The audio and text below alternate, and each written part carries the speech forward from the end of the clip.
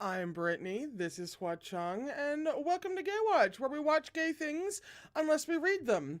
And today we are continuing our journey through Heaven Official's Blessing, Volume 5.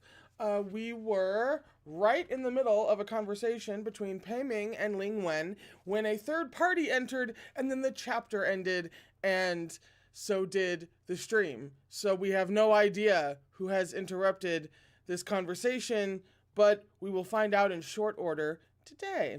So, giving people a couple of minutes to get the notification and hop on in should they so desire. How are we doing? How are we feeling? Hello, everyone. Oh, hi, Petra. Oh, a lot of familiar names. Hey. There's usually a good, handful of familiar names, but there are a lot today. Hi, guys. I assume I can be heard and everything's fine. We still have, pardon me, it's a little overcast today for the third day in a row. So if we have another buffering moment like we have for the past couple sessions, then I definitely know what's causing it, and that's deeply annoying. But it shouldn't though, because I literally upgraded my internet. I switched providers and upgraded my internet to fiber just so that this wouldn't happen. So it figures that it would just keep happening. Let's see. Sir Chu is still sick. That sucks. Damn. The wife has been having...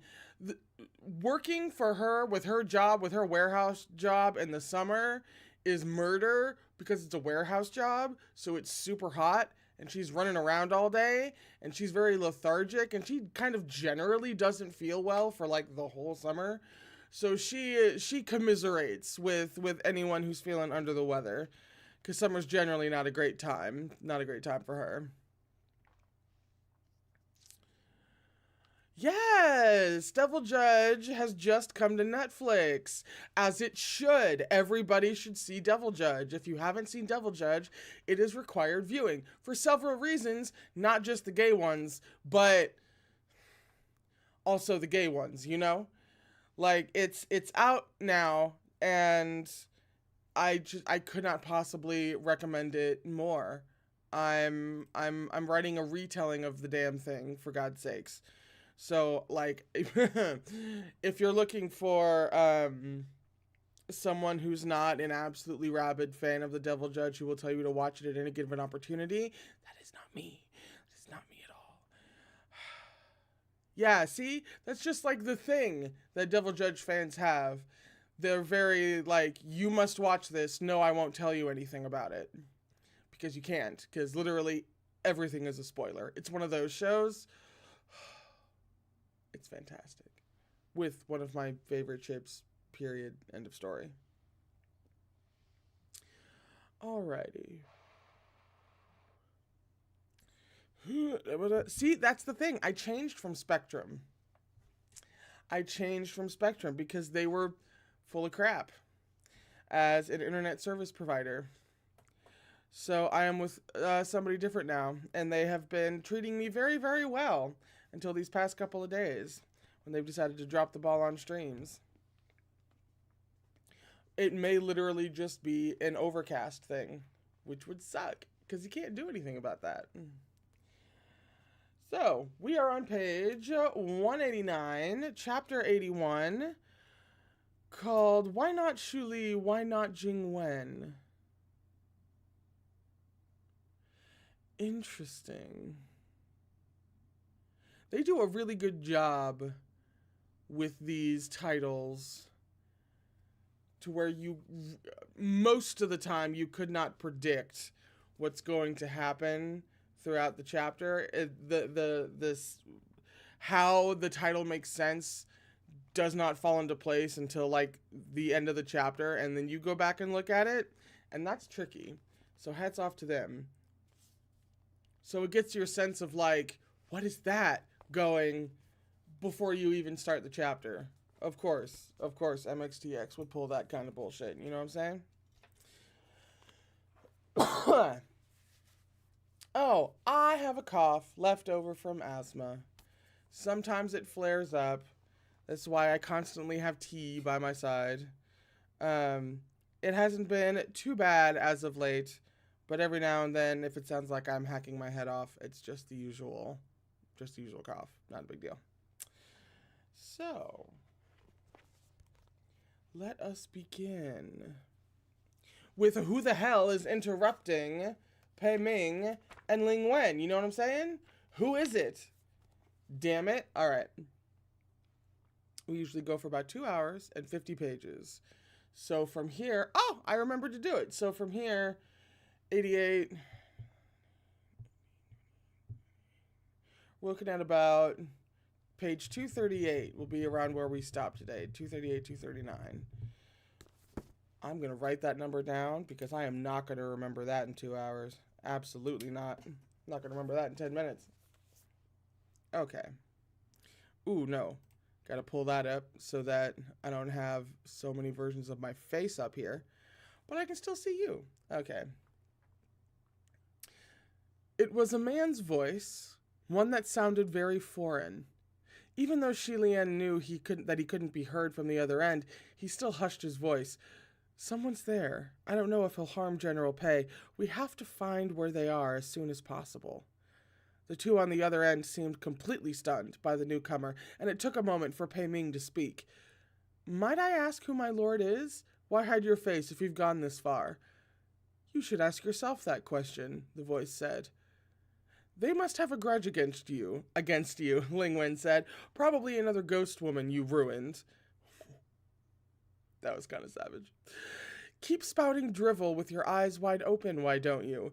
Just which part of this thing looks like a woman? Besides, he didn't just capture me. Maybe he's got a grudge against you. Never mind all that. At a time like this, let's not discuss where the blame lies. Let's overcome this obstacle together, Ling Wen said. It's also possible he's got a grudge against both of us. Do you recall anyone like that? Not specifically. There are too many, Pei Ming said. The man must have approached them as his voice became louder, but strangely, there was no accompanying sound of footsteps. There was instead a series of odd thumping sounds. Can you two be a little less shameless and stop flirting in front of me? He griped. His words and tone seemed to reveal something, and after a brief silence, Ling Wen spoke. You're Jing Wenjinjin? The voice didn't respond. Pei Ming seemed to be a little taken aback as well. Jing Wenjinjun? No way. Did Jing Wenjinju ever speak so impolitely? Ling Wen humphed. He's always been like this. He puts on one face in front of others and another in front of me. Of course you don't recognize him. On his end, Shi Lian furrowed his brows. Jing Wenjinjun? He thought he could faintly remember the name, but he couldn't be sure. The name sounded like a civil god. There were far too many civil gods who used the same collection of words in their titles, literature, respect, or tranquility. Pei Shu explained in a low voice, Jing Wenjinjun was the previous top-ranking civil god who first appointed Ling Wenjinjun to the heavens. Oh. With this, Shi Lian finally remembered. The first time he ascended, Ling Wen was still a junior civil official in the lower court, not yet the top-ranking civil god of the upper court, and apparently Jing Wenjinjun was the previous number one. However, Jing Wen had long since declined as a god. There was not a single temple of Jing Wen to be found within a 400-kilometer radius. Everyone knows each other, so why can't we just talk peacefully? Shi Lian couldn't help but wonder aloud. Must we bring out the weapons and the ropes right at the start? It's because everyone knows each other that the knives come first, Hua Chong replied. The words had only just left Hua Chong's lips when Jing Wen spoke again on the other end. Since his identity had been revealed, it seemed he felt the need to put on a front, and he changed his tone to something more polite. Nonetheless, his words were still barbed.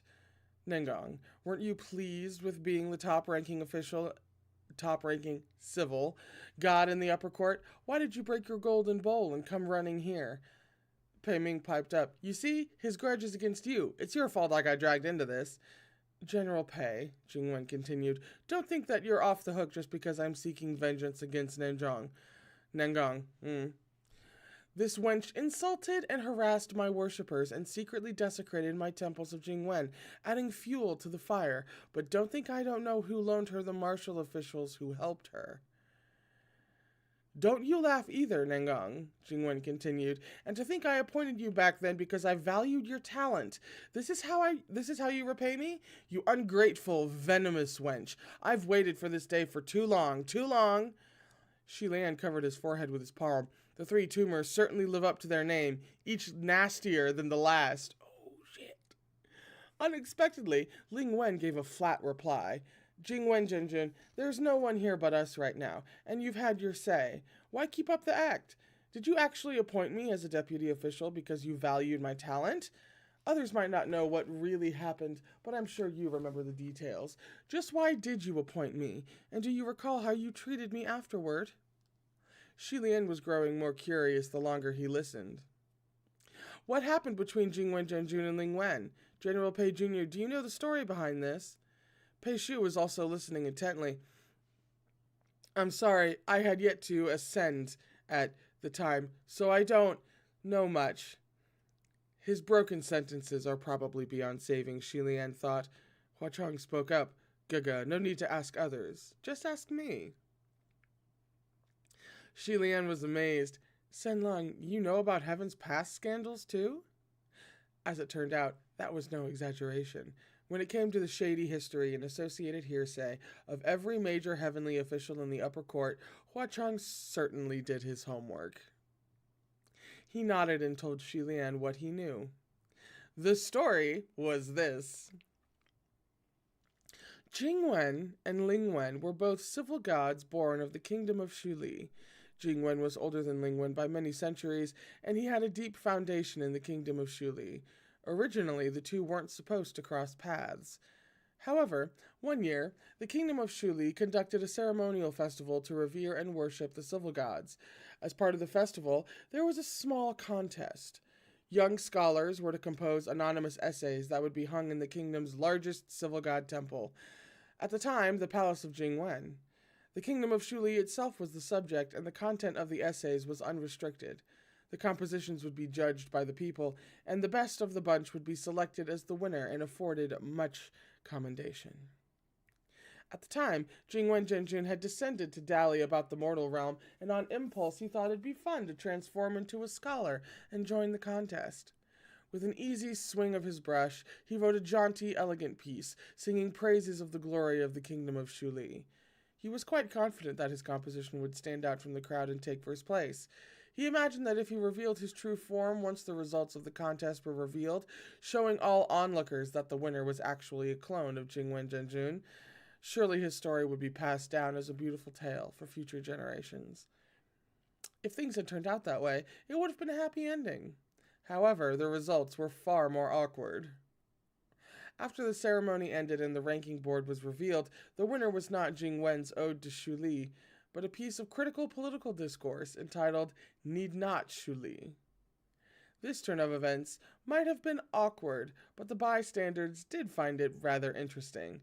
Has Sanlung never read Need Not Shuli? Shilian inquired. I flipped through it, Hua Chong said. If Gaga wants to read it, I'll recite a summary for you another time.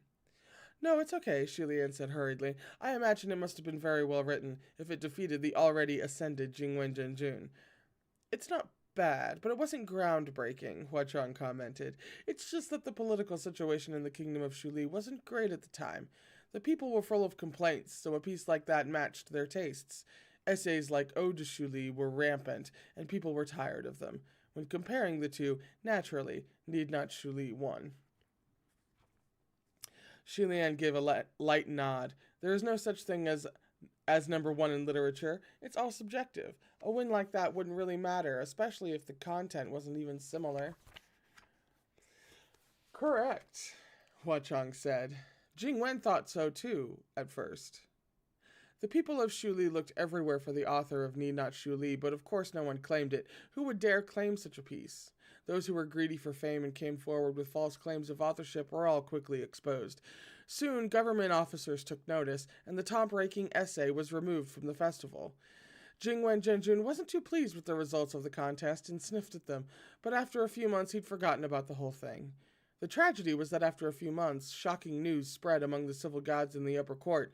The individual who had authored Ninat Shuli and won the civil god ceremonial festival of Shuli had been found, arrested, and locked up in prison. And this individual was a young woman who'd sold shoes on the streets. How could this be? Unacceptable. A shoe seller? Shilian was amazed. Yes, Huachang replied. That's what Nangongji did while she was mortal. No wonder you want to talk about a glow up. You want to talk about how it started versus how it's going. Jeez. No wonder he'd heard people call the palace of Lingwen a palace of shitty shoes under their breath on more than one occasion. Since Shilian didn't think it right to inquire about the root of such things, he'd never learned where the term came from. Originally, there was no way anyone would connect Ninat Shuli with a shoe-selling maiden. However, the young woman would sometimes help others scribe letters or poems to make some extra income. One of her commissioners discovered that her writing was similar to the style of that infamous winning essay and reported her, which was how she was eventually caught. After learning of this news, Jingwen Zhenjun immediately appointed the young woman Nangongji to the heavens with a swing of his brush. It must be known that female heavenly officials were already few in number at the time. They weren't entirely absent from the heavenly ranks, but most of them oversaw things like flowers and plants, crafts and embroidery, singing and dancing, or other such skills. Getting a little bit too real now. Even as deputy officials of the lower court, no one wanted to appoint a woman. Female civil gods were rarer still. The women within the temples of civil gods were all identically beautiful. And none of them controlled anything scholarly. They were usually soft, gentle souls who ground ink and set out paper. They were hardly considered real heavenly officials. At most, they were seen as objects to be appreciated. Getting way too real now. Jingwen Zhenjun's actions garnered praise from the other civil gods. Everyone said this young woman had the best of luck for his wise eyes to fall upon her. Not only did she escape the trial of prison, she was able to climb above the trees to become a phoenix. Truly a beautiful tale. In reality, the main characters of this beautiful tale were at each other's throats. I thought so highly of you, but you make it sound like I had ill intent, Jingwen accused. Lingwen always treated others politely, never sounding servile nor overbearing, but in that moment his voice had an air of derision. Please, there's no need for you to go around telling everyone how highly you thought of me. If you really regarded me so highly, you wouldn't have made me serve tea and water to everyone in the palace for so many years, or made me wipe tables, walk hundreds of kilometers just to collect poetry manuscripts, and ceaselessly deliver gifts to other heavenly officials on every holiday. Thinking back on it, Shilian thought Lingwen's complaints sounded accurate. Back when he first ascended, Lingwen was always on an errand every time he saw her. It was precisely because she ran so many errands that Shilian was able to vaguely remember such a character. At the end of the day, you were just upset that I refused to promote you, Jingwen retaliated. But did you ever consider why I didn't promote you? I would love to hear this. Why? Lingwen echoed. I want to know why, too. When I was immortal, I had time to read and write. Even when I was locked up in jail, I could at least face the wall and tranquilly reflect. After I was appointed, there wasn't a day I didn't work like a horse for you, running errands for you and prostrating to you and everyone in heaven. If you had wanted to grind me to death, you couldn't have thought of a better way to do it. Nangong, Jinwen barked. You dare refuse to admit your wrongs even now? And what wrongs have I committed? Lingwen countered. Are you saying it's all my fault? Jingwen demanded. The things I made you do were obviously in your best interests. If you can't even handle such trivial matters, what right do you have to take on more important duties? I gave you so many training opportunities in order to toughen you up. How can you blame me for not promoting you when you were the one lacking in ability? You think too highly of yourself. No matter what, you're still a woman. There it is. There it is. Take a shot, everybody. There it is. You can't reach such heights. You have to admit that is the truth. Ling Wen laughed out loud, yet he seemed furious. Very well, his voice dropped. You said I can't reach that high. Then, might I ask, at the highest peak of its prominence, did the palace of Jingwen even reach the knees of today's palace of Ling Wen?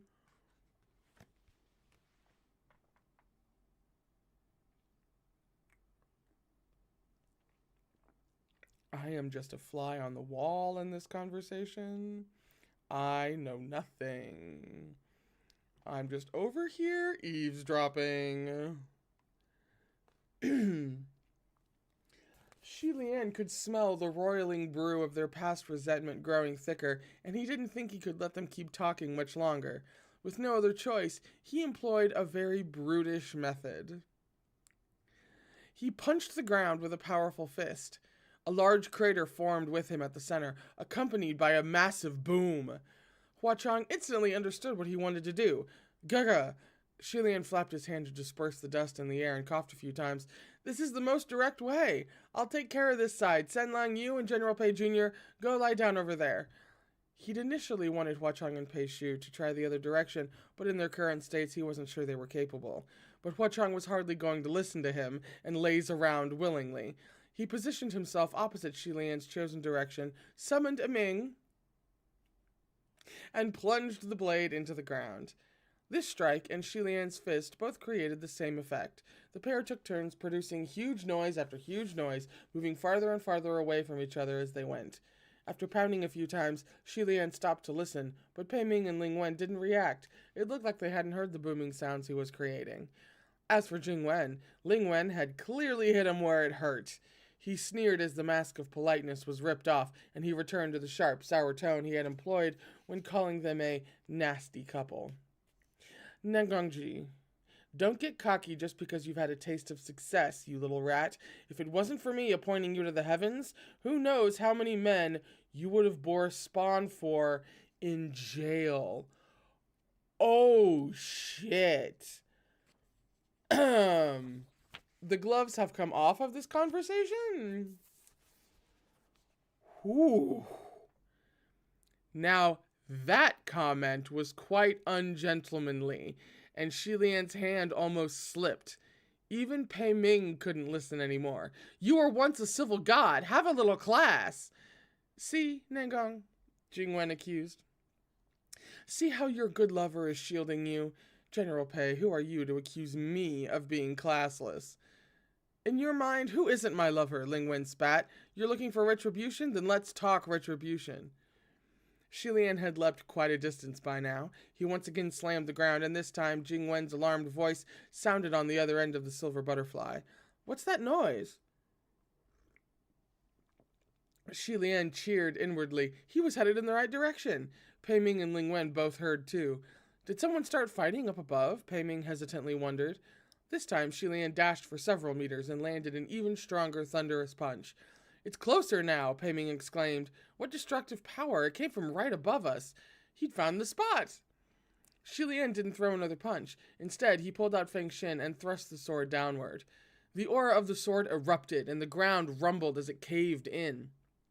A moment later, Shi Lian fell into an eerie underground cave. He silently prayed that he hadn't crashed in right over Pei Ming and Ling Wen's heads. He waved away the dust in the air as he rose to his feet, turning around with sword in hand. Jing, he called. The moment Jing Wen Zhenjun's figure entered his sight, Shi Lian's eyes went wide. Jing Wen was alarmed at the sight of an intruder. Who are you?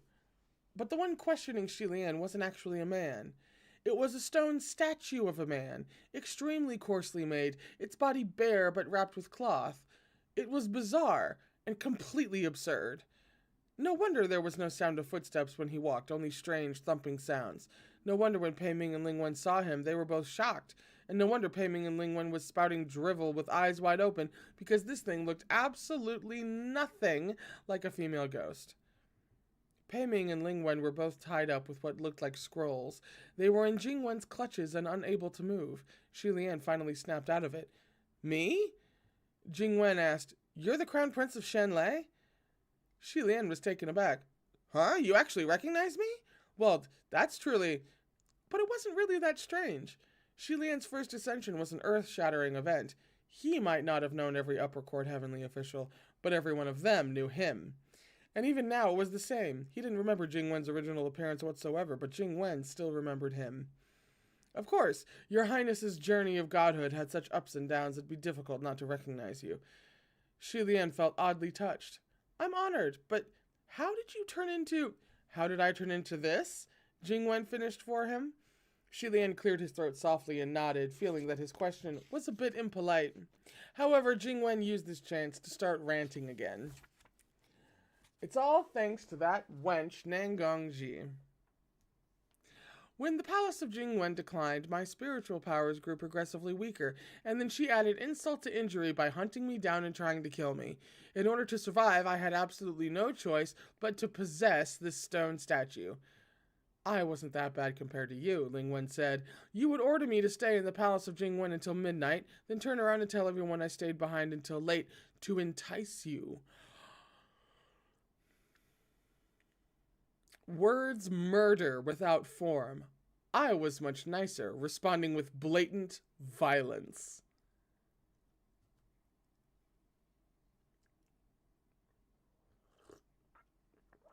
Whew! Then Ling Wen suddenly kicked out and struck Jing Wen's lower body. To Shi Lian, this move didn't really look like it would do much, since she was kicking stone statue instead of a flesh body, but it would at most maybe rip a few of the cloths wrapped around Jing Wen.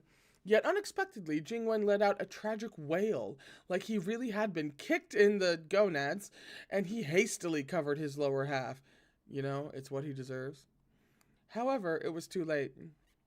Ling Wen's kick had torn off the layer of white cloth wrapped around his crotch, and Shi Lian swiftly saw the truth. Under that white cloth there was nothing. Nothing, in other words, what was supposed to be present in the crotch area of this bare naked stone statue wasn't. This was a eunuch statue. It's a statue of a eunuch slave, Shi Lian thought. This sort of stone statue was often found in the graves of the powerful and wealthy. They were burial effects steeped in extremely heavy yin energy, so they were indeed a good choice for possession. But it was extremely ironic that a male heavenly official like Jing Wen, who was so small-minded about losing to a woman, would find his final resting place in a stone statue of a eunuch slave.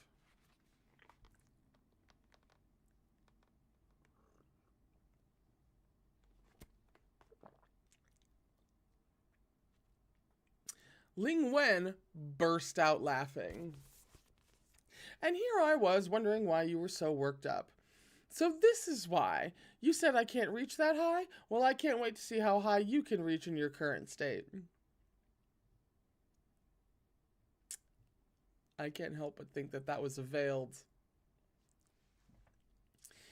Now that the cloth covering his shame had been torn off and trampled underfoot, Jing Wen was going mad with fury. He grabbed Ling Wen's hair and yelled, "Shut up! Who knows how many heavenly officials you slept with to get where you are? What's there to be proud of? Apologize right now." The yanking nearly tore a large chunk of Ling Wen's hair from his head, but he endured the pain without begging for mercy, never mind apologizing.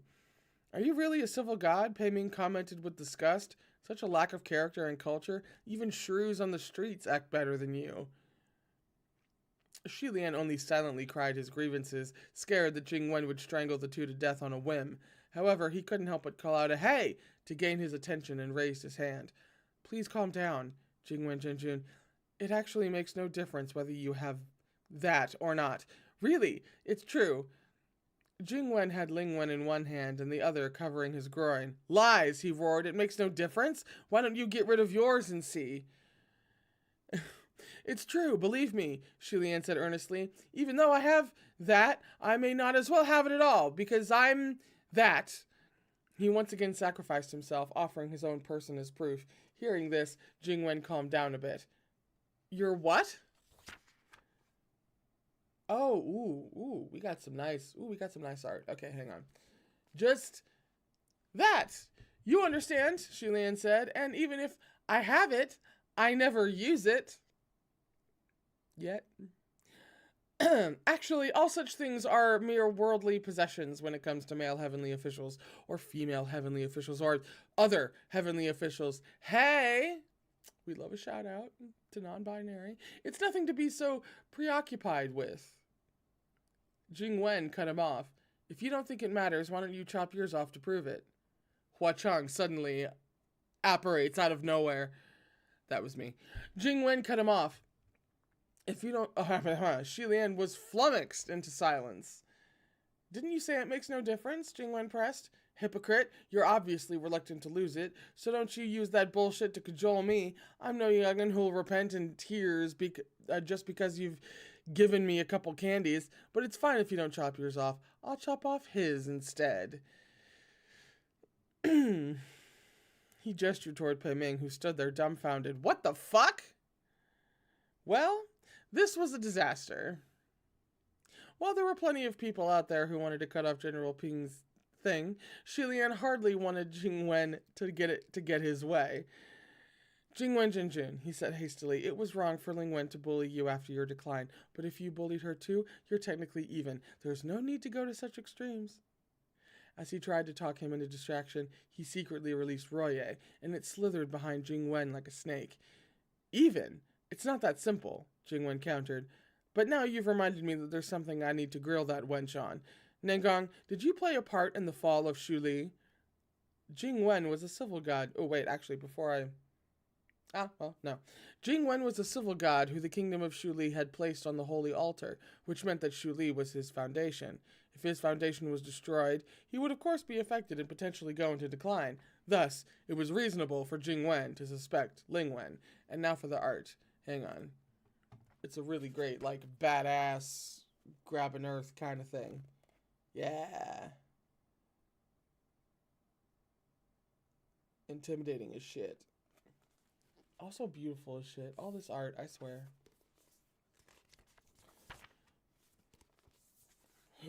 Oh, no. Get my face out of here. Thank you. But after he posed the question, Ling Wen kept his lips sealed and refused to answer. Just fess up. Did you do it? Jing Wen yelled. I just know it was you. It must have been you. Otherwise, the kingdom wouldn't have fallen so fast. It's all this insidious bitch's fault. That idiot general must have fallen into your hands. Ling Wen hasn't even responded and you're answering your own questions, Shi Lian thought. Wait, what? Which general? Ling Wen started snickering under his breath. Had Jing Wen not been possessing a statue with a completely immobile face, he would have been gritting his teeth. What are you laughing about? Ling Wen lifted his head slightly to give a lighthearted reply. Do you know the consequences for calling him an idiot to his face? Jing Wen hadn't yet grasped the situation when the scroll binding Ling Wen suddenly ripped apart.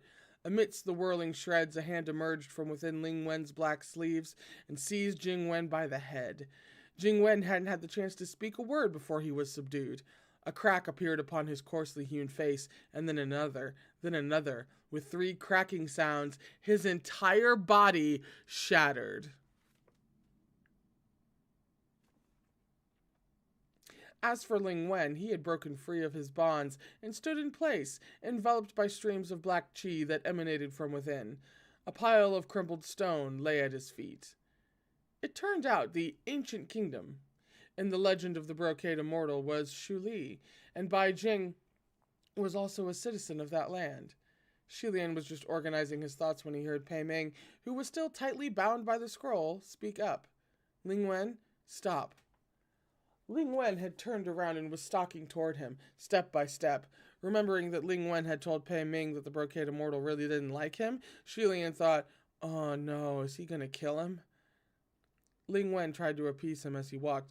Bai Jing, he's already dead. It's all nonsense. None of it was true. But it wasn't working. Ling Wen addressed Pei Ming. Oh, Pei, I have no way to stop him. He heard Jing Wen say, you're my lover, and has steeled his mind to kill you. Your Highness, lend me a hand. No need to ask. Shi Lian had already swung his sword and slashed through the scroll binding Pei Ming, who jumped to his feet. The two leapt out of the underground cave, returning to the ground above. Looking back into the cave, they saw that Ling Wen had punched right into the rock where Pei Ming had just been sitting. His strength was considerable, and debris flew. The punch was even stronger than Shi Lian's strikes when he was hammering the ground to scout for them. Shi Lian tucked Roye away by wrapping it around his forearm, and Pei Ming worked out the kinks in his wrist. After being bound for so long, the swelling on his left hand had gone down somewhat. It now looked like he'd been stung by 500,000 hornets instead of 1,000,000. "What is this fucking injustice?" he started. But before he could even finish, Ling Wen appeared right in front of him in a flash. The two exchanged a blow, and both were pushed a few meters back. Shi Lian and Pei Ming exchanged a look. This situation was too complicated, so they bolted. Shi Lian turned his head and yelled behind him as he ran, "Ling Wen, can you try to talk to General Bai again?" Ling Wen was hot on their tail. "I tried, but he doesn't believe me anymore." "It must be because he's hurt that you lied to him," Pei Ming shouted. "Ling Wen," Shi Lian cried, "can you change back to your female form? The destructive power will be reduced in a woman's body." "No," Ling Wen answered. "Why not?" "He won't let me," Ling Wen replied. "I get it," Pei Ming said. "The bastard's afraid of clinging to a woman's body. What a wimp." A roof came crashing toward them, almost crushing Shi Lian and Pei Ming. "I didn't throw that," Ling Wen cried. "It's your fault for insulting him. Now he's even madder. You're both in danger." "Huh? What's it got to do with me? I've said nothing," Shi Lian cried hastily. "Ling Wen, can you tell him to count me out of it, please?" "Better to count you in. It's easier with more people to shoulder the burden," Pei Ming yelled. "Your Highness, where's little Pei, the state preceptor Benue? Your crimson rain-sought flower?" Every time it's referred to as your crimson rain-sought flower. Am I right? I think I'm right. Take a shot. Your crimson rain-sought flower. Never, won't get old. Won't get old.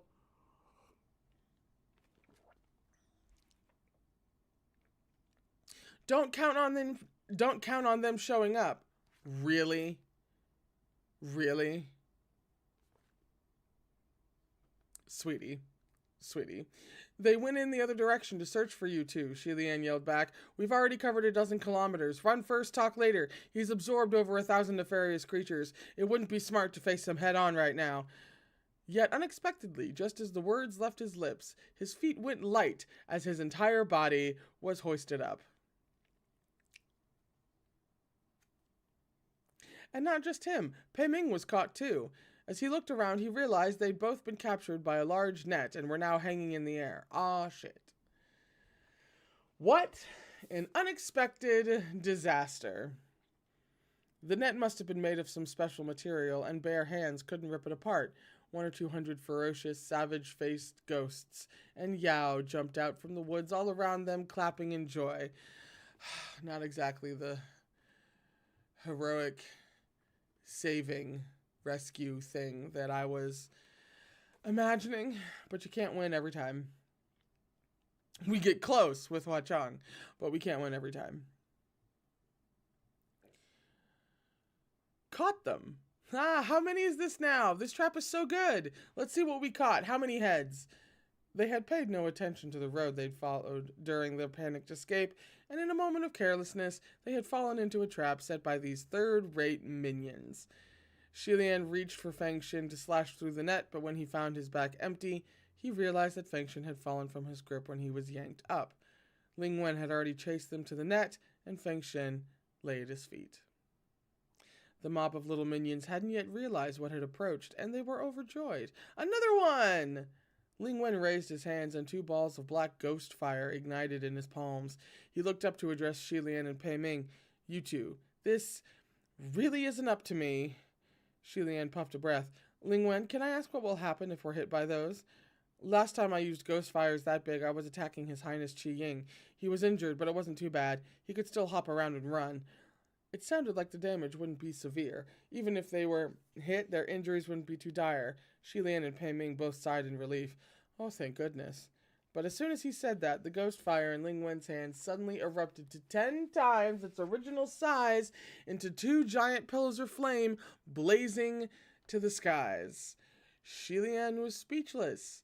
Pei Ming was also speechless. Me, indeed. I, too, am speechless. But if you get hit by flames of this size, I can't say how things will turn out, Ling Wen said. Wait, I'm really not your lover though, Pei Ming roared.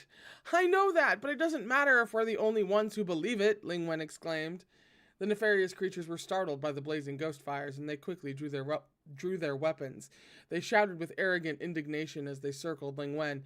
You bastard, you've got guts trying to steal our kill when you're about to die yourself. Get him! However, pathetic little minions like these posed no threat to the brocade immortal. They were nothing but another round of fresh nourishment. Ling Wen inclined his head slightly, his eyes reflecting the vibrant light of the ghost fires. He looked quite ready to receive a set of new heads from those who were so eager to sacrifice themselves. At that moment, a wild whirlwind blew by. In the blink of an eye, the mob of little minions was blown into the sky with a chorus of terrified wails. Rather than being tossed skyward by wind, it was more like an invisible giant hand had snatched them into the air. The brocade immortal seemed to have sensed something that alarmed it, and the ghost fires blazing in Ling Wen's hands calmed as he scanned the surrounding area. Shi Lian looked up with arduous effort, but the dense tree cover blocked his view. The wails of those ghosts had come to an abrupt stop, so he couldn't figure out what had happened above. Pei Ming was also alarmed. Who's here? Ever alert and watchful, Shi Lian suddenly said, Do you smell that? Pei Ming asked. The scent of flowers, Shi Lian replied. Pei Ming was confused. Flowers? Shi Lian closed his eyes. A moment later, he said with conviction, Yes, it's the scent of flowers. It was mellow, peculiar, fresh, and cool. He didn't know the name of the bloom nor its source. It was exceedingly light, exceedingly soft, and so faint it was as if it weren't even there. Pei Ming furrowed his brows. I don't smell flowers, but I definitely smell. Before he could finish, he felt something drip onto his face. He wiped it with his hand without thinking, and his pupils shrank. It was blood. A few drops fell onto the ghost fire in Ling Wen's hands, and the flame's intensity instantly weakened. His expression grew even more apprehensive, and his head shot up. Right at that moment, a torrential rain of blood fell from the heavens. Pei Ming was hanging higher than Shi Lian, and the blood deluge drenched him until he was like a red-dyed drowned rat, leaving only a pair of eyes that were black and white, round and bulging. The ghost fire in Ling Wen's hands was completely extinguished, and he scurried under a tree to avoid the same fate as the defenseless Pei Ming. As for Shi Lian, he felt the net tear and his body drop, and he plunged downward. He flipped in the air as he fell and landed steadily, just as the bloody rain was about to descend upon him. There was no time to dodge, so Shi Lian raised his sleeve to block as much as he could. After things went dark, he heard the soft, low rumble of laughter.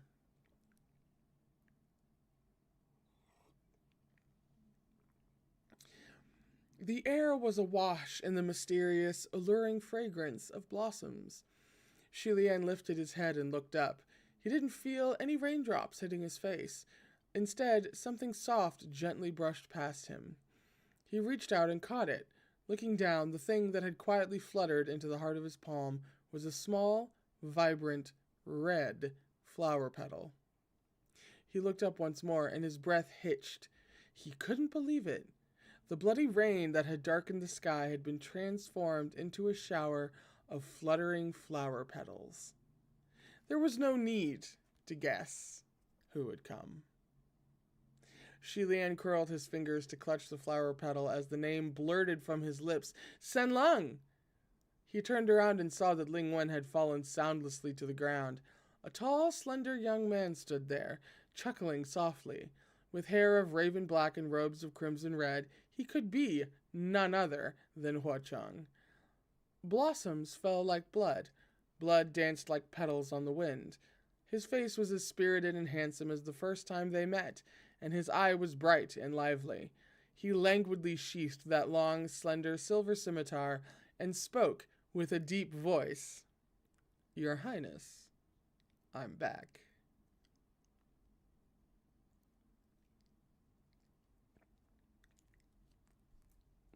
There's art. We'll get to it.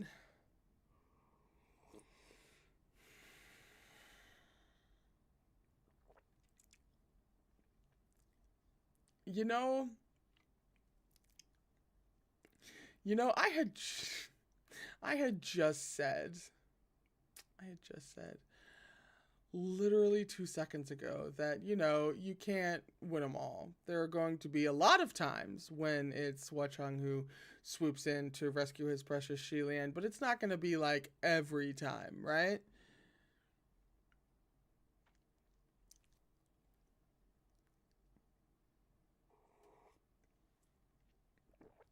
I'm just sitting here drinking tea. I don't know what you want from me.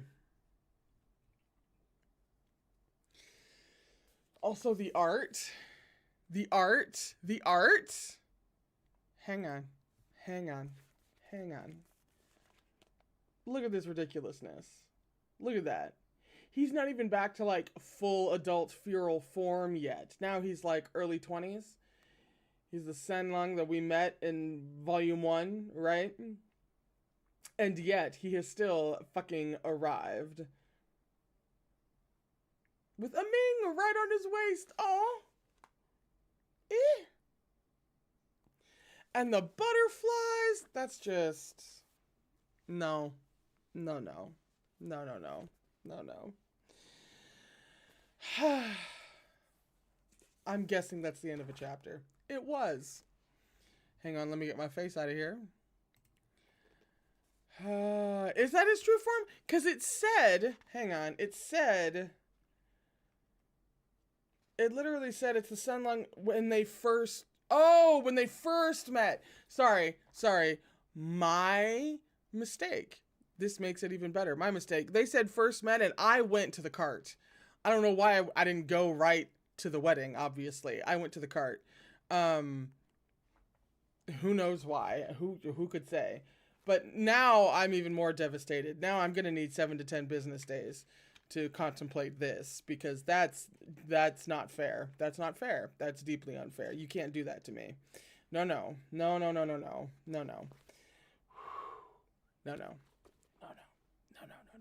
We're getting one more sip of tea. Hang on.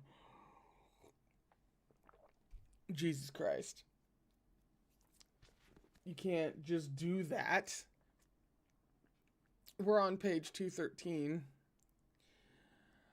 Chapter 82, a long way to travel, blocked on narrow road. All right. So now we're...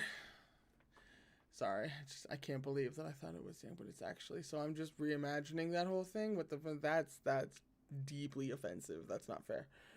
That is fucking legal. Treading across the ground, strewn with exquisite fragments of crimson, Shilian slowly approached Hua Chang. He saw that the man's shoulders had a few red blossoms scattered on them, and he wanted to brush them off for him, but he realized that gesture would be overly intimate.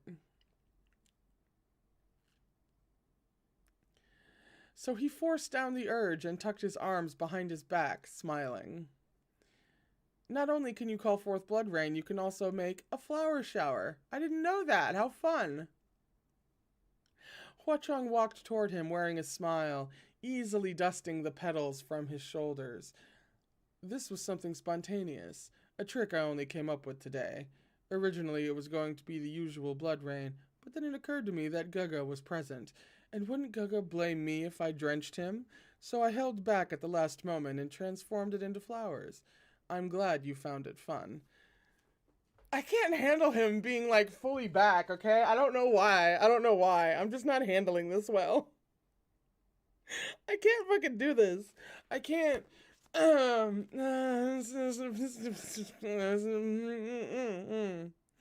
While Shilian wasn't drenched, Pei Ming was completely soaked. It's the utmost care for one person and utter disregard for everyone else that will never not be funny. Never not be funny.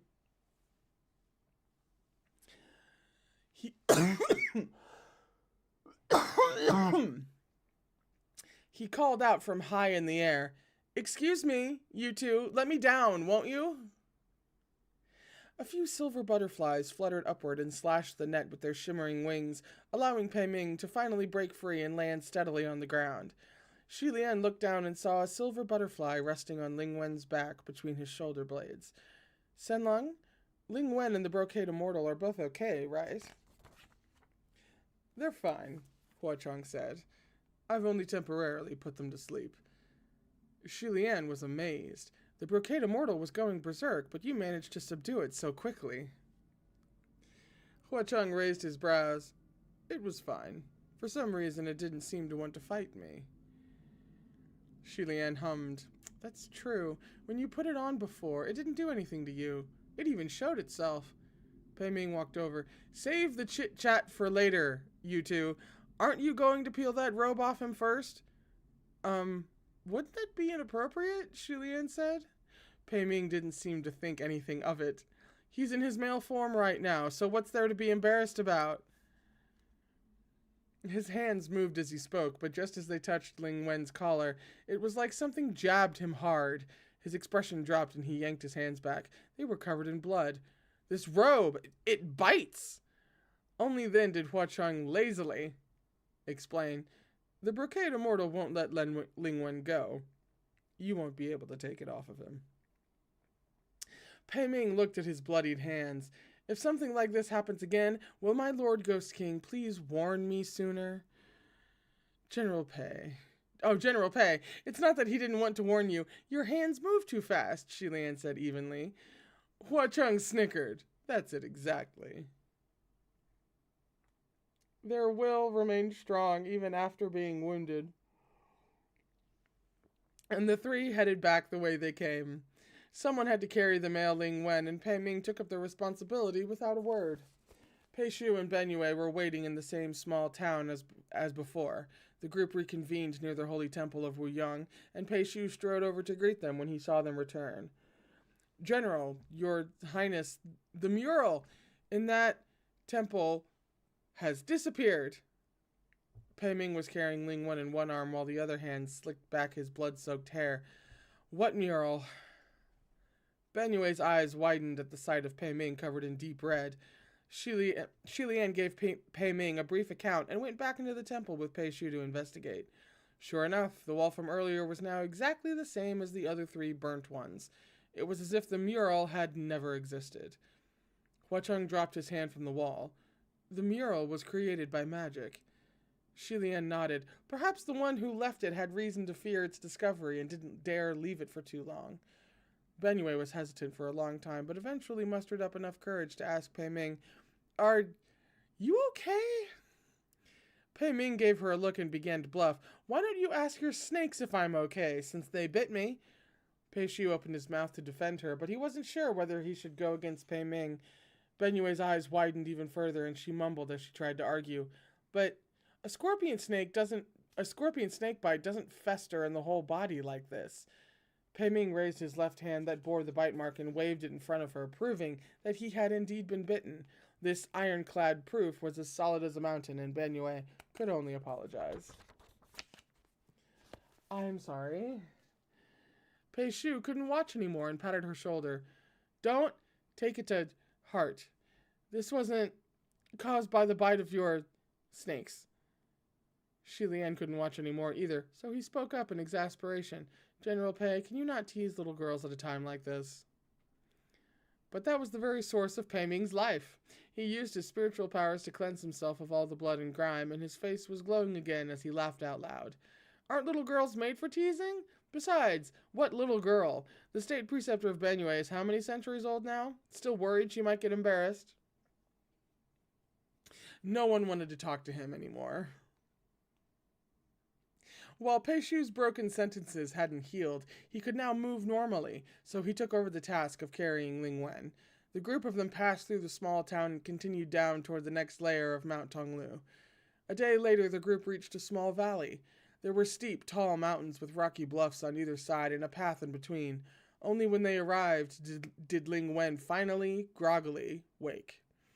Although he was conscious, he still couldn't move due to the silver butterfly that remained resting firmly on his spine. He didn't react to discovering that he was being carried on someone's back. Why are there so many people? He asked in confusion. How come you're all here? Isn't this Mount Tonglu? This is many? Pei Ming asked. Let me tell you, there'll be more later. You haven't even seen everyone yet. There's enough of us to set up some tables for a round of cards. Shi Lian wholeheartedly agreed with the sentiment and couldn't help but smile. After a pause, he spoke up. By the way, Ling Wen, Qi Ying chased after you back at Puchi's shrine. Where is he now? Don't know, Ling Wen replied. After I reached Mount Tonglu territory, there were too many inhuman creatures swarming around, and I lost His Highness Qi Ying in the crowd. I have no idea where he is right now. Pei Ming sighed at Ling Wen. I can't believe you didn't tell me you were the one who snipped Shu Li's last lifeline. Harsh. Only then did Shi Lian remember that Pei Ming was also from the kingdom of Shu Li. However, he didn't seem particularly attached to the kingdom. After all, he was only a general, not a king, and he was even backstabbed by the ruler before he ascended. So there was no trace of grief or anger in his voice. He was just poking fun. However, Shi Lian still worried that talking too much about Shu Li would provoke the Brocade Immortal, so he swiftly changed the subject. He turned to Hua Cheng. Senlong, I'm curious about something. Hua Cheng had been keeping an eye on the two tall mountains ever since they entered the valley. What is it? The kiln of Mount Tonglu. What is it exactly? Is it really just a giant stove? Shi Lian asked. Hua Cheng smiled faintly and returned his gaze to Shi Lian. Of course not. But that's a good question, Guga. He raised his hand and pointed. It just so happens that we can see it now. The group looked in the direction he was pointing, and they unconsciously stopped walking. That's the kiln? Shi Lian asked. Hua Cheng crossed his arms. That's right. A large mountain was reflected in his inky black eye, standing extremely far in the distance. It sat at the edge of the world and was so tall it touched the heavens. It was condescendingly enthroned above all the surrounding peaks. Painted a deep abyssal blue, the mountain's summit was surrounded by a sea of clouds and heavenly winds. A layer of snow could be faintly seen, an eternal field of unmelting ice. The kiln is a live... That was delightful description, by the way. That was great. The kiln is a live volcano in the heart of Mount Tonglu, Hua Cheng leisurely said. It wakes when a new ghost king is born. With a volcanic eruption? Shi Lian asked. Correct, Hua Cheng replied. All supreme ghost kings are born accompanied by blazing fires, lava, and ruinous disasters. Imagining that fiery scenario made one's eyes glow red. Shi Lian was lost in thought, and Pei Ming spoke up. That's too far away. If we continue at this speed, it's going to take a long time to get there, and that's not even factoring in having to slay ghosts en route. Shi Lian nodded. It's like an arduous childbirth every time Mount Tonglu opens its gates for slaughter. Hua Cheng chuckled. Guga's metaphor is brilliant. He stopped suddenly. We're here. His metaphor is brilliant. Oh, shit. I can't with them. Shi Lian was dumbfounded. So fast?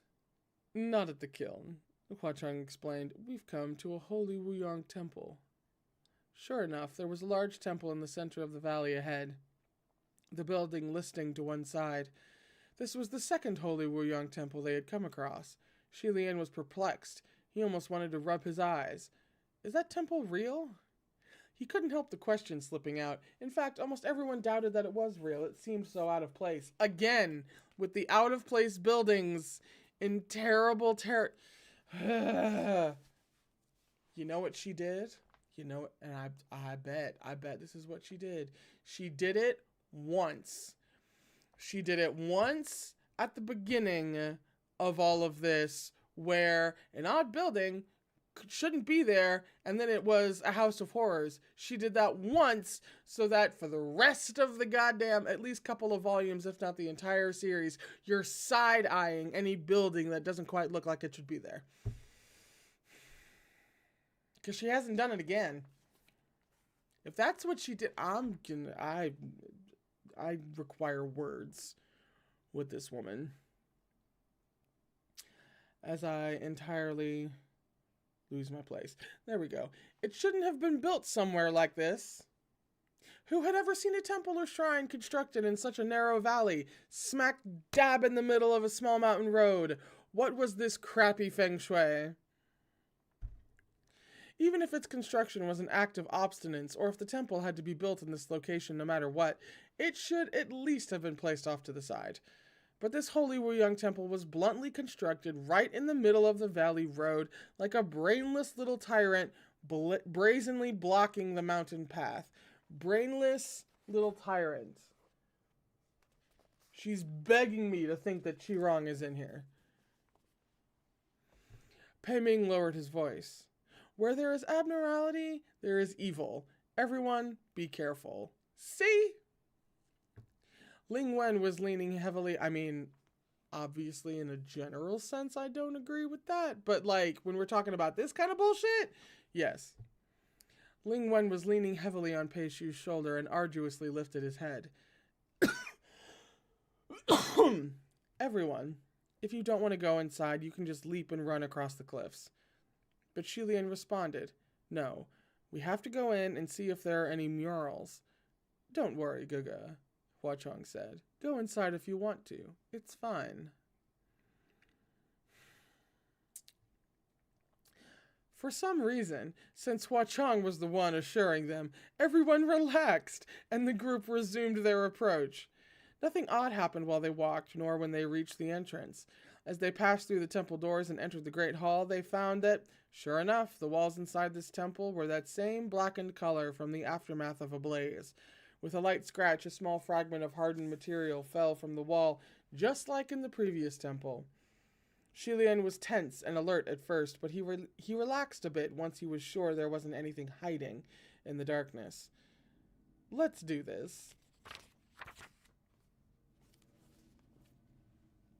The ashy protective layer on the wall was cleaned off bit by bit, and soon enough they'd revealed the mural behind. Shilian and Hua Chong began to examine it closely. The subject of the mural in this holy temple was completely different from the previous one. They started studying it from the highest level, the top of the painting.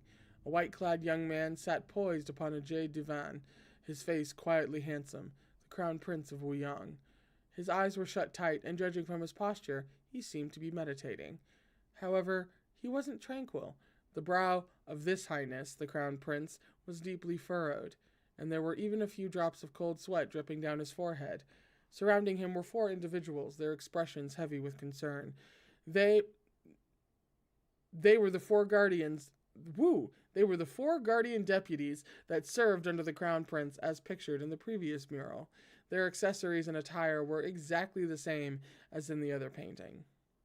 Progressing downward, the protective ash layer was still gradually falling apart and had not yet been fully cleaned away. Shilian could only make out a chaotic field of red, and he frowned slightly.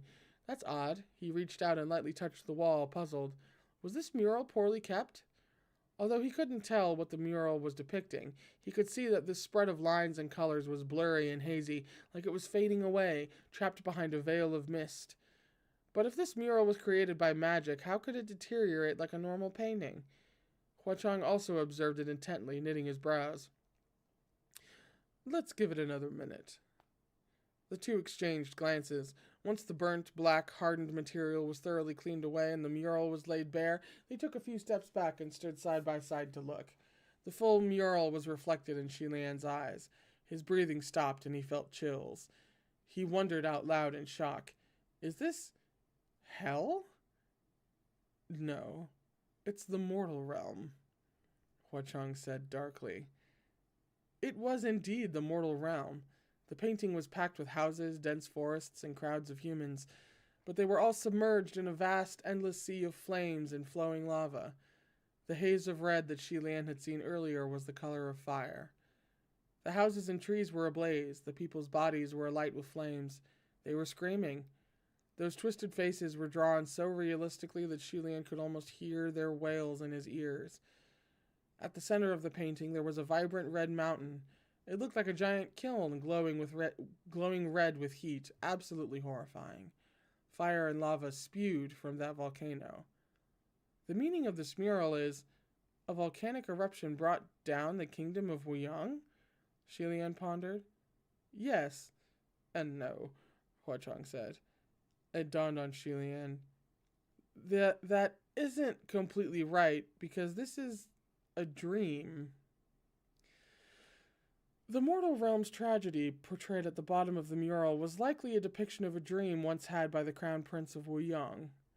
The Crown Prince of Wuyang and his 4 guardian deputies were surrounded in golden light, meaning he had already ascended at this point. The mural showed him as he was tormented by a nightmare, which was why the dream landscape's lines and colors were hollower than those of reality. Some heavenly officials possessed enormous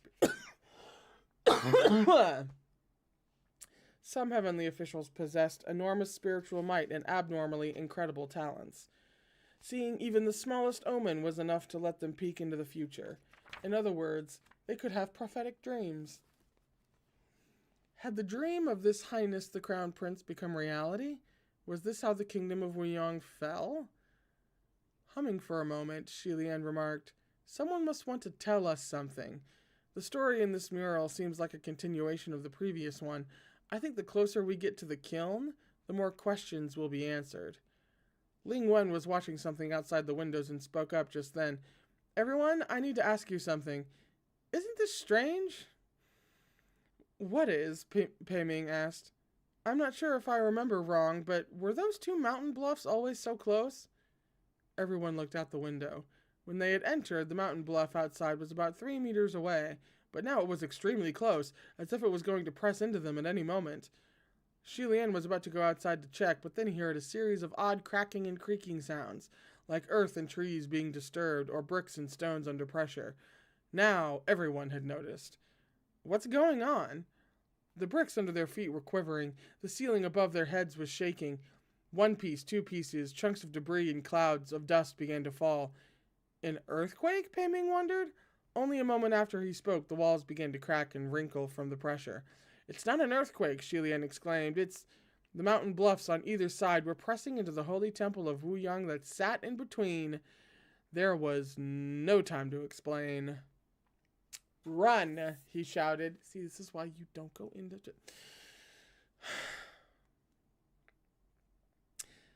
He didn't need to say anything. Pei Ming had already kicked down a wall, creating an exit. The group pushed through and dashed out of the main hall. However, they were still running within the holy temple of Wuyang. The temple was extremely long, and beyond the great hall there were many side chambers, small alcoves, incense rooms, training halls, and so on. Thus the group had to keep running, breaking down walls and kicking down doors as they went.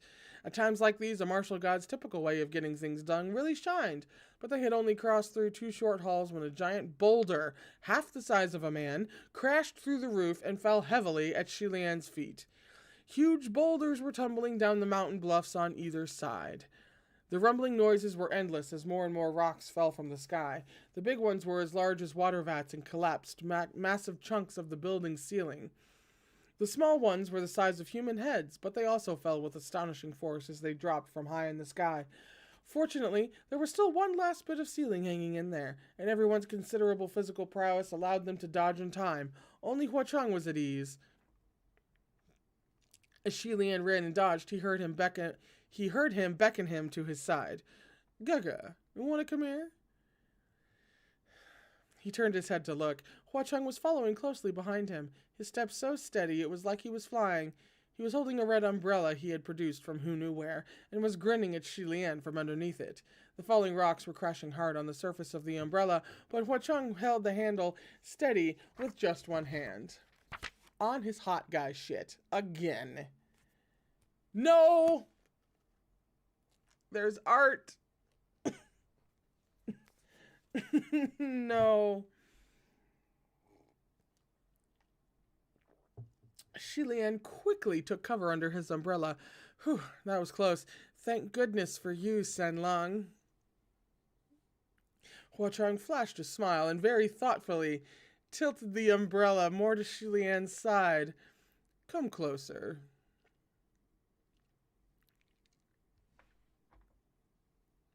Even though it really wasn't the time, Shilian felt a little touched. Are you tired of holding the umbrella up? I can help you hold it. Guys, got literally rocks falling from the skies. You are being squished in. Your friends are... You don't have...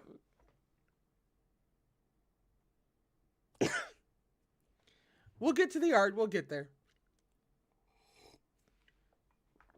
Jesus. No, no, no. No, no, no. The others were fleeing and dodging, running like mad. They couldn't stand the sight of their two companions having such a lovely time, so they started to shout at them. Hey, isn't that unfair? Hua Chengju, may I ask if you have any spare umbrellas? Can I hide under that umbrella too? Hua Cheng smiled fakely. No. And no. Shi Lian felt a little embarrassed at the other's objections. Oh, this mountain certainly is strange, he mumbled, trying to slip away. Hua Cheng had slid an arm around him unnoticed, however, which stopped him from doing so. We may as well go ahead and show the art now. Hang on, before other... Look at this! Look at this! Why are they like this? Why? Just why? They're so relentlessly like this. They are that couple. And they're not even a couple yet!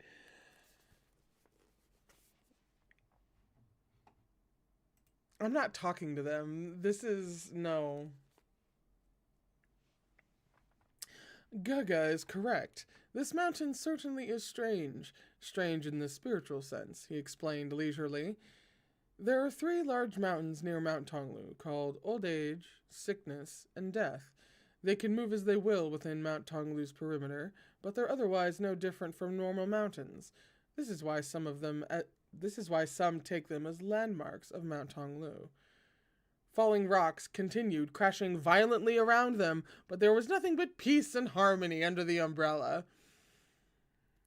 I see, Shi Lian replied. So when Rongguang was disguised as demon of the swift life-extinguishing blade, the mountain blocking our way was one of those 3 mountain spirits. Ling Wen was being jostled up and down on Pei Shu's back, but still arduously tried to join the conversation. No wonder this holy temple of Wuyang was constructed in such an odd place in the center of a valley. Its original placement was probably not so strange. Those 2 mountain spirits sandwiched it afterward. But birth, old age, sickness, and death are a set, Shi Lian said. Since the last 3 are present, where's the first? There's actually a footnote in here about those 4. In Buddhist belief, birth, old age, sickness, and death are the 4 causes of physical suffering. Greed, anger, and ignorance are the 3 causes of mental suffering. Hang on, actually. I'm going to write down that page number. I hadn't heard that before. That's interesting. Where was I? There we go. Regrettably, there's no birth. At least, not that I've seen, Hua Cheng replied. Meaning there's no chance for life here. Is that it? How cruel. A moment later, Benyue exclaimed, The mountain bluffs are still closing in. When they'd first entered the valley, the mountain path was dozens of meters wide, but it grew narrower as they walked further in. By the time they reached the gates of the Wuyang Temple, the road was no more than 30 meters wide. Now the space between the 2 mountain bluffs was less than 10 meters.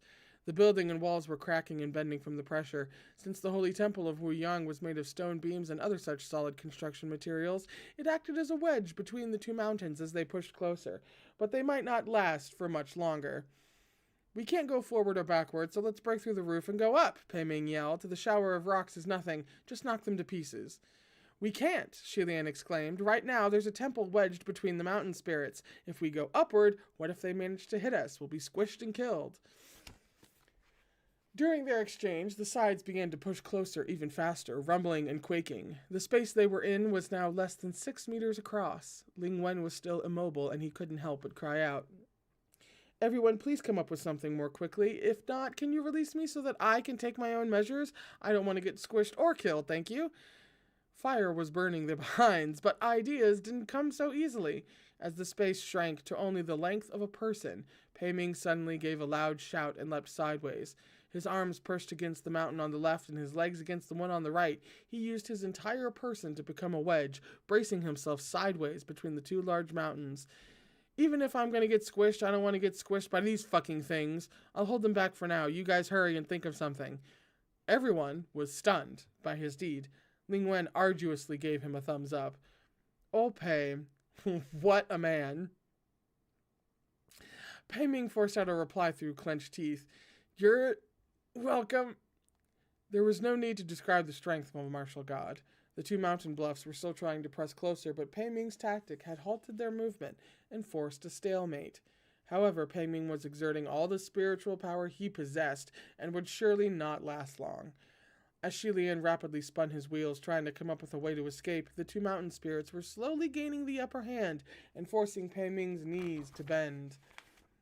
Seeing the situation was not going in their favor, Pei Shu cried, "General, I will come assist you." Ling Wen was leaning on his shoulders, but Pei Shu tossed him to Banyue before joining the ranks as a flesh wedge. Whoa! There's a phrase I really don't want to ever hear again. However, he was just a mortal at the moment and couldn't use spiritual power.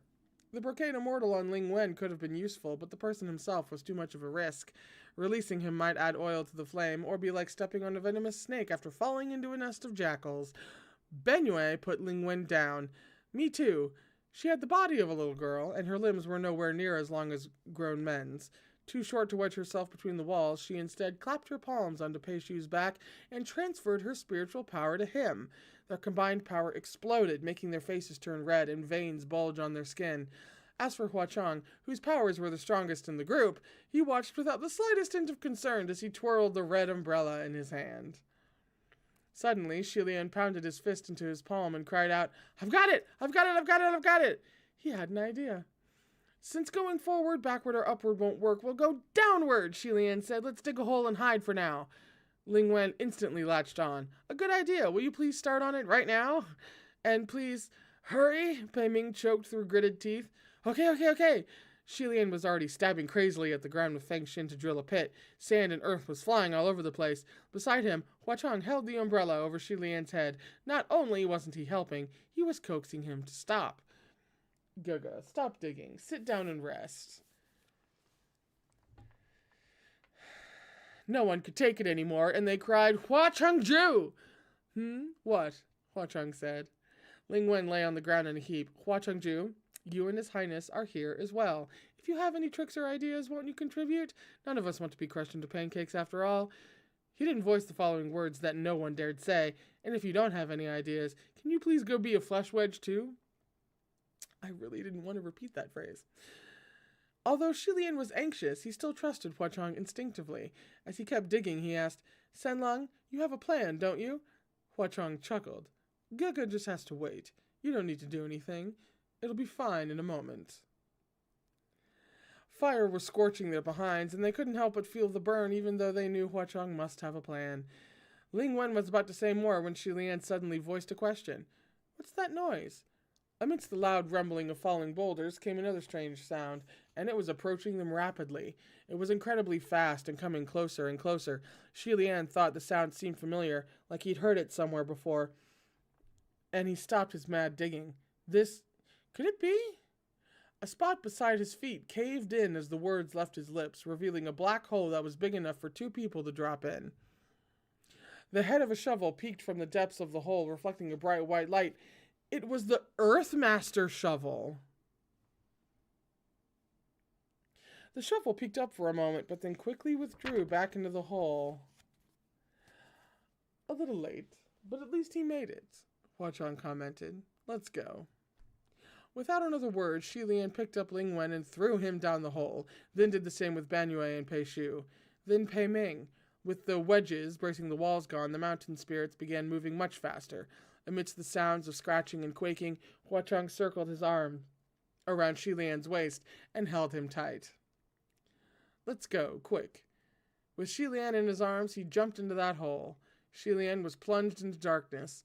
A moment later, a thundering boom echoed from above. The two mountains had finally fully pressed themselves together. If they had still been above ground, they would have been crushed into meat pancakes for sure. After taking a moment to catch their breaths, a few small balls of flames ignited in the darkness. Shi Lian inspected the underground path they found themselves in.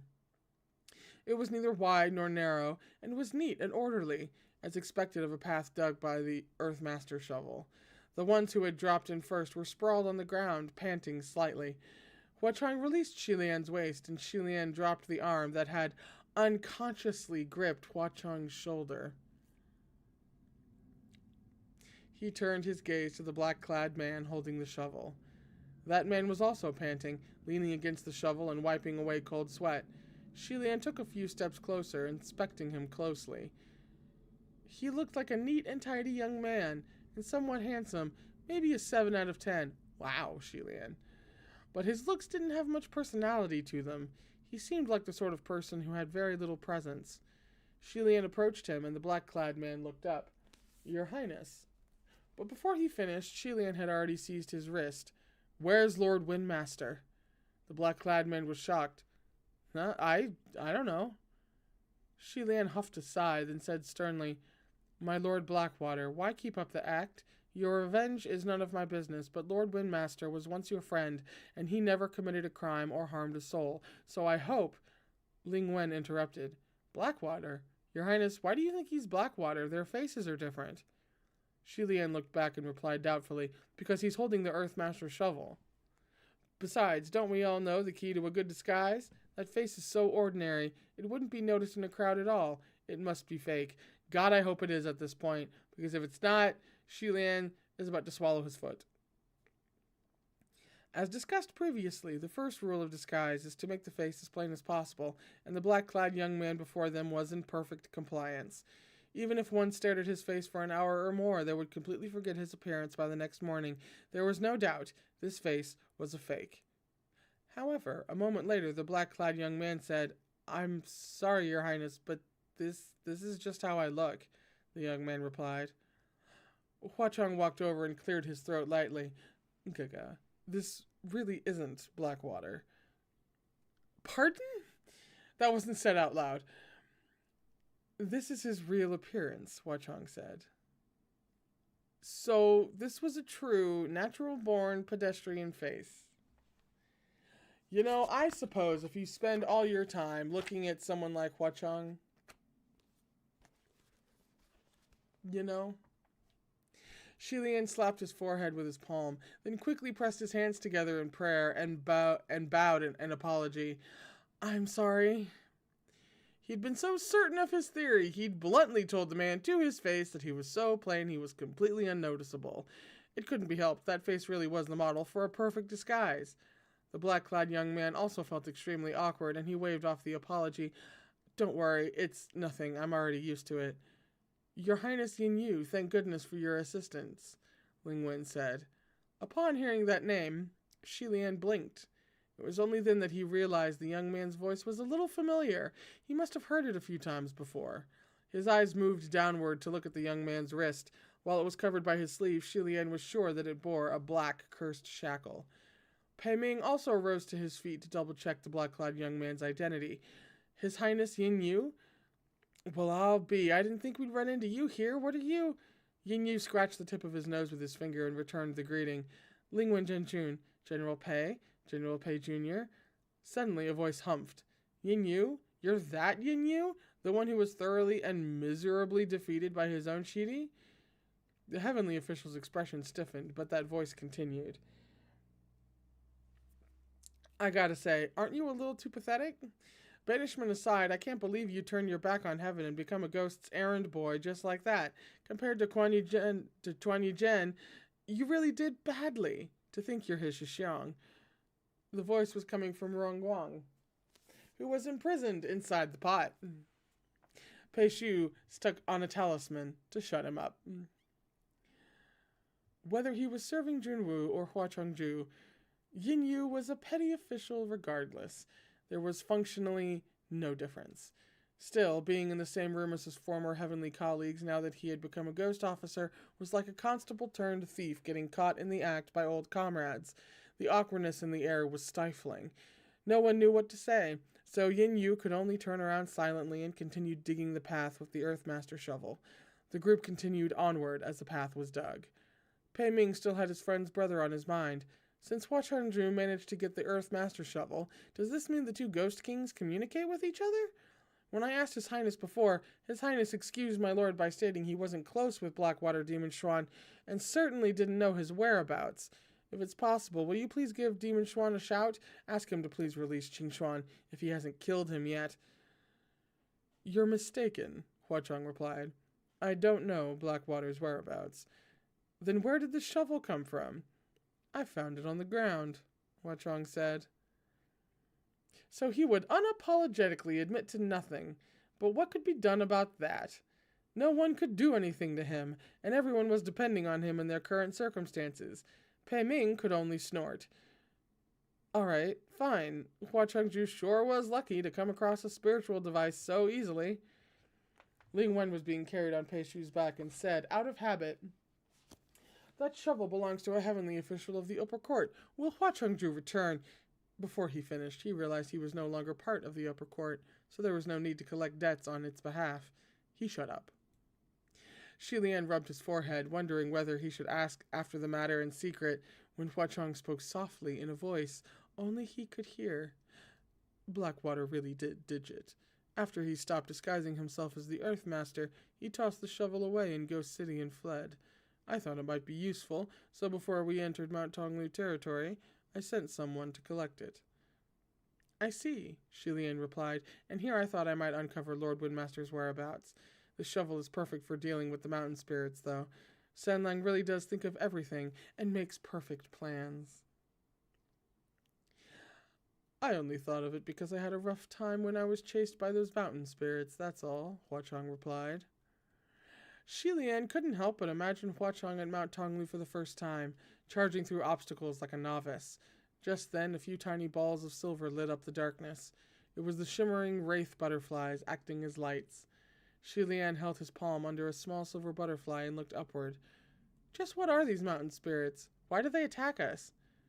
It's hard to say what they are, Hua Chong replied. When I first came here, they'd already existed for a long time. It's not that they're attacking us specifically. They'll try to stop anyone who wants to reach Mount Tonglu. If they can't block them outright, they will attack. Attack indiscriminately? Shi Lian wondered. If you think about it, their purpose is exactly the same as ours. But Lord Rainmaster and His Highness Qi Ying are both here as well. I hope nothing happens to them. Yin Yu had been diligently digging and opening the path, but he faltered for a moment when he heard Tuan Yijin's name. Shi Lian noticed and glanced at him. He remembered that Yin Yu had encountered Tuan Yijin while wearing a mask. At the time, he had acted like they were strangers. If Tuan Yijin had known it was his Shuxiang standing before him, what would have happened?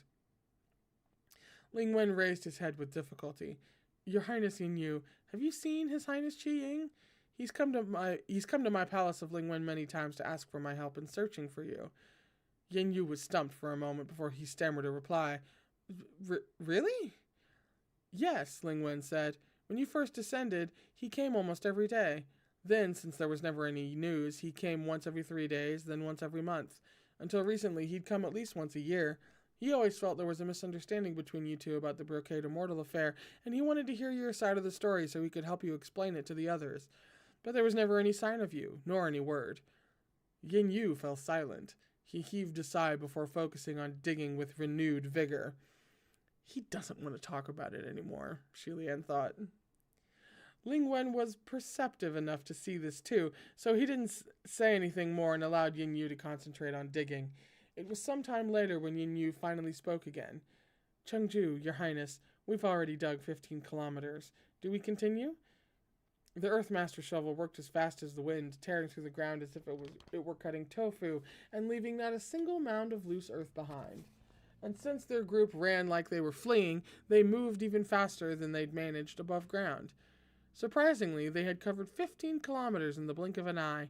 Shi Lian noticed that Yin Yu included him in the question, which confused him. You don't need to ask me, he replied gently. It's all the same, Hua Chong said. What does Gaga think? Shi Lian thought it over. Since we were almost out of the valley by the time the mountain spirits came crushing in, 15 kilometers should be far enough. The air underground isn't sufficient. If we stay down here, we might get dizzy. Let's start digging upward. Yes, sir, Yin Yu acknowledged. He instantly changed directions, digging upward at a slant, and even erecting beautiful mud stairs as he went. This man really is an outstanding assistant. Quick and efficient, and he speaks exactly as much as necessary, Shi Lian remarked to himself. Everyone followed behind Yin Yu. After climbing dozens of steps, Shi Lian stepped on something hard sticking out of the ground. It didn't seem like mud or a rock, so he looked down and crouched, using his hands to scrape at the ground. A moment later, his brows knitted slightly. Hua Chong noticed and exclaimed, Gaga, don't touch. But it was too late. When Shilian stood up again, he already had a skull dangling from each hand. Everyone, a question. Did we dig into a mass grave? Pei Ming sighed as he pulled a femur out of the earthen wall, marveling at his find. Probably. Look at the structure of this bone. It must have belonged to an exquisitely beautiful woman with long, slender legs. What a shame for her bones to be buried here. Regrettable indeed, Hua Chong said. That leg is long, true, but it's the bone of a man. Once Pei Ming heard it didn't belong to a woman, he lost interest and tossed the femur away. Wow. To be more accurate, it's the bone of a man who was deformed after turning into a ghost, so there must be corpse poison on it, Hua Chong added. Pei Ming opened his palms, and sure enough, the places where his hands had touched the bone now oozed with green corpse chi. Can you ever manage to keep your hands to yourself? Can you? Ling Wen berated. Corpse poison won't do any harm. General is a heavenly official. It'll be fine in a while, Pei Shi said. That femur wasn't just long and slender, it was also rather sturdy, robust and light when swung. Pei Ming picked it back up and wrapped the end with a cloth to hold it. It seemed he planned on using it as a weapon. Your Highness, how come you're fine holding those two skulls? Shilian put the two skulls down gently and showed his hands to the others. As it turned out, his palms were radiating that same green, but the color was rapidly fading. Truth be told, I've been poisoned by corpses many times, Shilian explained. At least 800, if not 1,000. I'm quite immune to it now. This level of poison is manageable. His explanation was oddly silly, and their companions almost laughed. Hua Chong, however, didn't seem amused at all. He walked over and crushed the skulls to pieces under his boot. Shilian had spoken calmly, but he could tell Hua Chong was upset when he heard the violent, furiously brutal sound of crushed bones. He wanted to ask what was going on, but he couldn't help but feel that Hua Chong's foul mood was his fault somehow. He didn't dare to pry further. Oh, sweetie. A little later, Hua Chong demanded, quietly and flatly, what's taking so long? The surface shouldn't have been more than 6 meters away. Even if their slanting course made the distance slightly farther, it still shouldn't have taken this long. Yin Yu was also baffled. I'm confused, too. Wait, there it is. We've dug through. Right after Hua Chong's inquiry, the Earthmaster shovel pierced the surface. Yin Yu cleared a large hole and leapt out first. We're out? Everyone climbed through, but they were all puzzled the moment their feet touched the surface. Are we back above ground? No, that's not right. What is this place? Pei Ming asked. They definitely hadn't emerged outside, as the light was extremely dim. It was still daytime when we were walking through the valley. There's no reason the sky would turn dark so fast, Ling Wen commented. A few shimmering wraith butterflies flew out and circled the area. The group could finally clearly see where they were. And that's 50 pages, actually. And this is such a great place to stop that we're going to have to go ahead and stop for today. Ooh, I realize this is my own doing, but like, I'm super excited. Where the fuck did they wind up? Why are they always winding up in places that they don't want to? That's so good. That's so good. Also, Hua Chong, also Shilian, also everything. That was a really good 50 pages, man. 2.5 pages for the end of the chapter, though? Hang on. Let me check. Not that I doubt you. Oh, you're right. Oh, not even that. Not even that. That's like 2 pages total, maybe. Okay, hang on. My bad. Sometimes I remember to check first. And sometimes I don't. This is why y'all are here.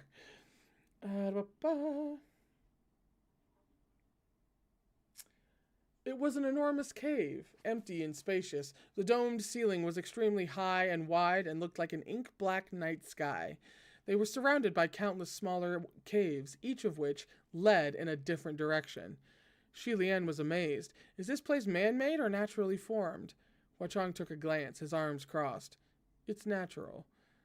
Even though he still answered Shilian's every question, Shilian kept his previous moment of oddness in mind. The point we picked to dig upward earlier happened to be right under this mountain, Huachong added. We dug into it. Shilian nodded. I see. Then let's hurry and find the exit. But which way? Peishu asked. That was the question of the hour. There were many tiny caverns that no person could possibly crawl through, but there were still at least 7 or 8 other cavities that were large enough for exploration. Shilian crossed his arms and contemplated. Split up into groups?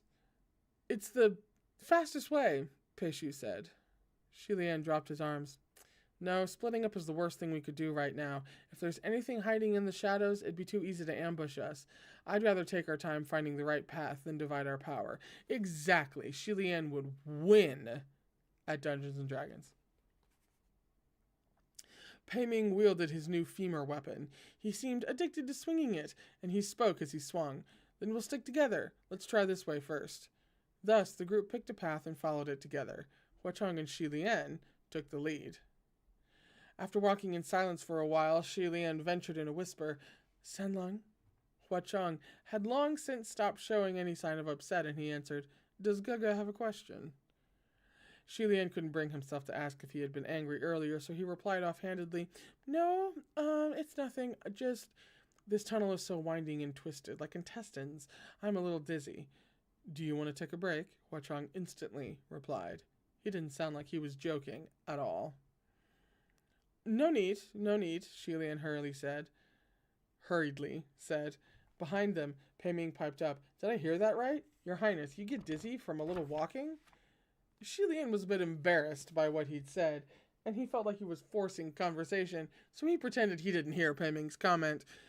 Everyone, do follow closely, he said sternly. This tunnel has many twists and turns, so it would be easy for something to go wrong. As he spoke, he turned to look back and immediately stopped in shock, grabbing Huachong to stop him as well. Senlong! What is it? Huachong asked, and when he turned to look as well, he frowned. There was no one behind them. Pei Ming had not been far behind when he teased them. Now the dark cave was empty, except for the two of them? Huachong immediately gripped Shilian's shoulder, his voice dark. Gaga, stay close to me. Don't run off anywhere. Shilian held his breath, tense and alert. Is there something hiding in this mountain? No, Huachong said, but it's even more worrisome that there's nothing here. What the fuck does that... For that meant they were dealing with something that could come close undetected and steal everyone away right under their noses.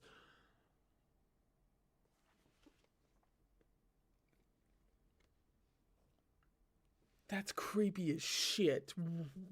What do you mean?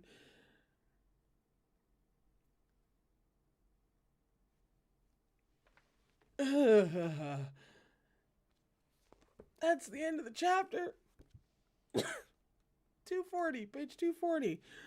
Oh, God. Ooh. No. Oh, that's terrifying. That's fucking creepy. No. No. I do not see it. I do not perceive. Oh, Jesus. Like, Huachong didn't even notice.